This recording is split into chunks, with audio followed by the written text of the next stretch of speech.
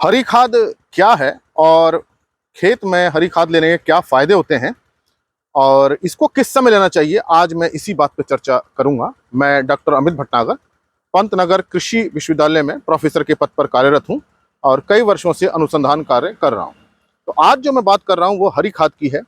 हरी खाद असल में हम दलहनी फसलों को खेत में उगाते हैं, फली या फल के लिए नहीं उगाते हैं, दानों के लिए नहीं उगाते हैं। जब वो अपनी वेजिटेटिव स्टेज में, मतलब उनकी पत्तियां बड़ी हो जाती हैं, तने अच्छा निकलाता है, तो उनको हम खेत में पलट देते हैं। उसका कारण क्या है कि जो दलहनी फसलें होती हैं उसकी जड़ों में विशेष प्रकार के जीवाणु होते हैं जिसको हम राइजोबियम कहते हैं। ये वातावरण की नाइट्रोजन को लेकर के उस जड़ों में ग्रंथि बना करके फिक्स कर देती हैं और वो नाइट्रोजन बहुत लाभदायक होती है उस दलहनी फसल के लिए भी और जो अगली फसल बोते हैं उसके लिए भी। तो ऐसी दलहनी फसल जिसको हम खेत में पलट दें, वो इसको हम हरी खाद कहते हैं। क्योंकि ये पौधों का रंग आप देखिए हरा है, इसलिए हम हरी खाद कह रहे हैं। खाद वो है जो पोषक तत्वों को दे, वो खाद है। इस कारण से इसको हम हरी खाद बोलते हैं। और हरी खाद के लिए विशेष रूप से दलहनी फसल होनी चाहिए, एक ऐसी दलहनी फसल होनी चाहिए जो बहुत तेजी से बढ़ती हो और जो जमीन के अंदर नाइट्रोजन को बहुत जल्दी से बना देती हो, फिक्स कर देती हो, और उसका बायोमास मतलब उसकी लीफ पत्तियां अच्छी हो ताकि जमीन के अंदर वो जैविक जीवांश पदार्थों की मात्रा को बढ़ाए। तो ये जो आप देख रहे हैं, दूर दूर तक देख रहे हैं, ये ढैंचा की फसल है। इसको हमने हरी खाद के लिए उगाया है। और जब ये 40, 45, 50 दिन की हो जाती है, इससे ज्यादा की नहीं, फूल आने से पहले लगभग 45-50 दिन की, तब हम इसमें हैरो चलाकर मिट्टी में पलट देते हैं बुआई से करीब 1 हफ्ता पहले। तो इसमें जो नाइट्रोजन जड़ों में बनी है वो पौधों को मिल जाती है और इसने जो पोषक तत्व लिए हैं, जिसकी पत्तियों के अंदर पोषक तत्व हैं या इसके तने के अंदर जो पोषक तत्व हैं, वो सब जब हम इसको मिट्टी में मिलाएंगे तो सब कहाँ चले जाएंगे, सारे मिट्टी में वापस मिल जाएंगे। तो ये एक बड़ी अच्छी फसल है हरी खाद के लिए कि बहुत तेजी से बढ़ती है, 45-50 दिन में ही बहुत बड़ी हो जाती है। तो इससे हमें क्या मिला कि एक तो नाइट्रोजन तो मिली, जीवांश भी मिला, फिर क्या इसकी जड़ें बहुत गहरी होती हैं और इतनी गहरी जड़ें जब नीचे जाती हैं तो नीचे के पोषक तत्वों को अवशोषण कर लेती हैं और जब इसको मिट्टी में लाते हैं तो वो ऊपर की सतह पे आ जाते हैं, मतलब ऊपर की 15-20 सेंटीमीटर पे आ जाते हैं। तो जो हमारे पोषक तत्व 25-30 सेंटीमीटर पे थे वो जड़ों में आए, जड़ों से तनों में आए, और जब हमने को मिट्टी में पलटा तो 10-15 सेंटीमीटर पे आ गए, जहां हम अगली फसल को बोते हैं और अगली फसल के लिए उपलब्ध हो जाते हैं। ना केवल नाइट्रोजन बल्कि दूसरे पोषक तत्व भी इसको मिल जाते हैं। तो एक बहुत बढ़िया खाद है और हरी खाद है और प्राकृतिक है, नेचुरल है। ऑर्गेनिक फार्मिंग में, हम जैविक खेती में इसको हम बहुत अच्छे ढंग से प्रयोग कर सकते हैं और करना चाहिए।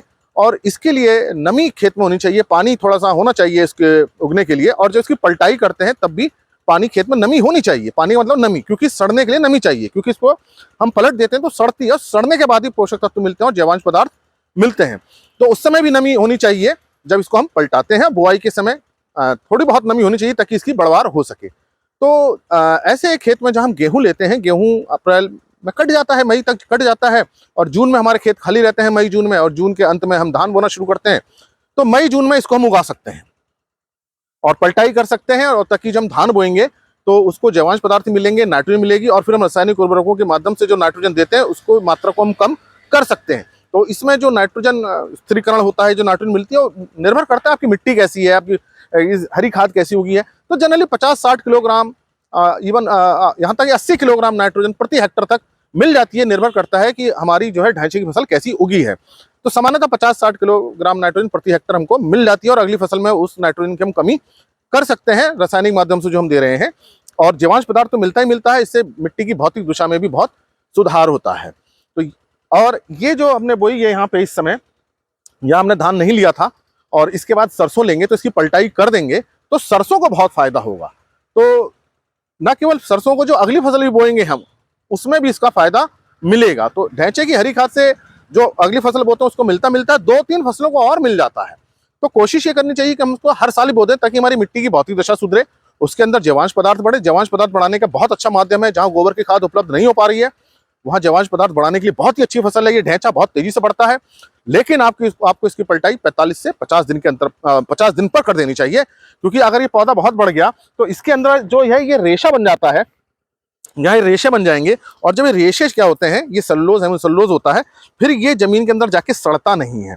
तो ये मुलायम होना चाहिए, अगर ये टाइट हो गया तो फिर ये सड़ेगा नहीं। तो इसलिए 45 दिन बहुत अच्छी अवस्था होती है इसको सड़ाने के लिए। लेकिन जब इसकी पलटाई करें तो जमीन के अंदर, जैसे मैंने बताया, नमी अच्छी होनी चाहिए।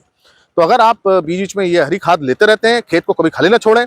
अगर आपको खेत को खाली छोड़ना पड़ रहा है तो उसके अंदर ढैंचे का बीज डाल दें, तो आपको बहुत अच्छा जो है नाइट्रोजन भी मिलेगी, जैवांश पदार्थ भी मिलेगा, दूसरे पोषक तत्व भी मिलेंगे। और देखिए, अब जब ये हमने ढैंचे की उगाई है, बहुत सघन है, पौधे बहुत पास पास रहते हैं, तो इसमें जो घास उगती है वो एक तो कम उगती है और घास की समस्या कम हो जाती है। जब हम इसके पलटाई करेंगे, सड़ाएंगे, तो जो घास बनी थी, जो उसके बीज बने, तो वो भी सड़ जाएंगे।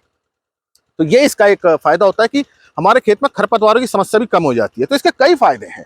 पोषक तत्व तो मिलते मिलते हैं, मिट्टी की भौतिक दशा भी सुधरती है, रासायनिक दशा सुधरती है, जैविक दशा भी सुधरती है, क्योंकि इसके अंदर सूक्ष्मजीव बढ़ जाएंगे, क्योंकि जब ये जैवांश बनाएगा सूक्ष्मजीव भी बढ़ेंगे, तो मिट्टी की दशा हर प्रकार से सुधरती है, खरपतवारों की समस्या भी कम हो जाती है। तो इससे हमें लाभ ही लाभ है। तो जब भी आप संभव हो, हमको हरी खाद जरूर लेनी चाहिए।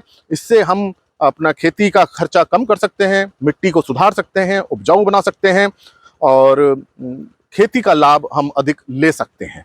तो कोशिश ये होनी चाहिए कि हम खेत को खाली ना छोड़ें, उसमें कोई हम हरी खाद ले लें। दलहनी फसल की लेनी है और मूंग उड़द की ले सकते हैं, लेकिन उसमें चूंकि पौधे बहुत छोटे रह जाते हैं, बीज भी बड़ा महंगा होता है, उतना हमको जैविक पदार्थ नहीं मिलता है। ढैंचे कई जल्दी ग्रोथ होती है, बहुत तेजी से बढ़ता है, तो इससे हम ज़्यादा लाभ ले सकते हैं। तो जब भी कोशिश हो, आप हरी खाद लीजिए और अधिक उत्पादन आप ले सकते हैं। धन्यवाद।